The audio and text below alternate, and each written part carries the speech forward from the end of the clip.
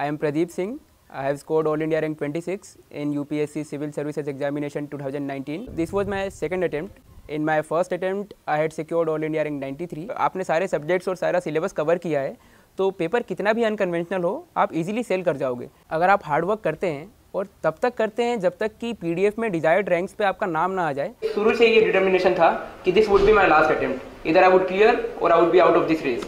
तो जो ये डिटर्मिनेशन अगर आपके मन में हो कि this would be my last attempt, तो आप कोई भी जर्नी, कोई भी हडल पार कर सकते हो। At least you would learn new things. तो आप एक अटेम्प्ट में, जितने भी अटेम्प्ट आपके बचे हुए हैं, एक अटेम्प्ट में अपनी पूरी ताकत झोंक दो और जो भी चीज़ें आएंगी मैं गारंटी लेता हूँ कि वो चीज़ें आप इजीली फेस करोगे, फेस ही नहीं करोगे, उसको पार भी करोगे।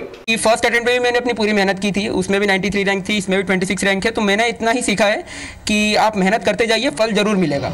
अगर मेहनत में कोई कमी नहीं है तो फल देने में भी भगवान कोई कमी नहीं करेंगे। यूपीएससी एक बिलीफ का गेम है, भरोसे का। भरोसा पहला अपने आप पर, क्योंकि आप ये एग्ज़ाम देने वाले हो। इस एग्ज़ाम की सक्सेस और फेलियर सबकी रिस्पॉन्सिबिलिटी आपकी है। जब तक आपको अपने आप पर भरोसा नहीं होगा, आप इस एग्ज़ाम में कभी सक्सीड नहीं कर सकते। अगर भरोसा नहीं है, कॉन्फिडेंस नहीं है, तो आते हुए सवाल को भी आप गलत टिक करोगे। और भरोसा है तो तुक्के भी सही जाएंगे।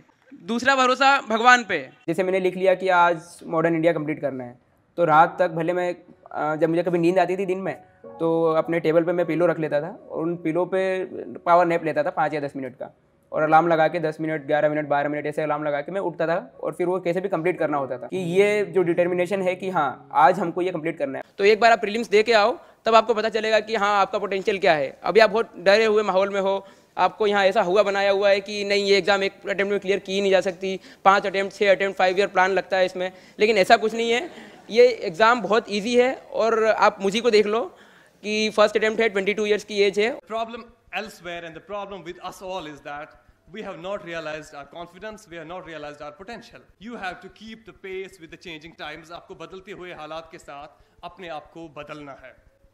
Are we ready for the change? Yes, we have to be ready for the change. Only thing I did was I revised everything multiple times. I made strong that if anything comes in the paper, I am able to recollect things and I am able to deliver that in the paper also. That will only come with revision. So don't indulge yourself in something which later on you cannot revise. Do only that, study only that which you can revise before your examination. This was my 5th attempt, and previous 4 attempts I was not able to qualify prelim. For prelims especially, to not solve enough number of question papers, and even if I did, it was not, I revised all those question papers. ये standard किताब हम लोग पढ़ते हैं हर subject का, एक एक किताब को हम 15-15 बार पढ़े, कि इसमें से एक भी चीज़ ऐसा नहीं है जो हमको याद ना हो। तो रिवीजन पे बहुत ध्यान दिए, सोर्सेज काफ़ी लिमिटेड रखे, और प्रीलिम्स के पहले बहुत सारा मॉक पेपर सॉल्व किए। So it's all about the reason. If you have the reason, you can get up every morning, you can study, or even if it is studying late night, you can study late night.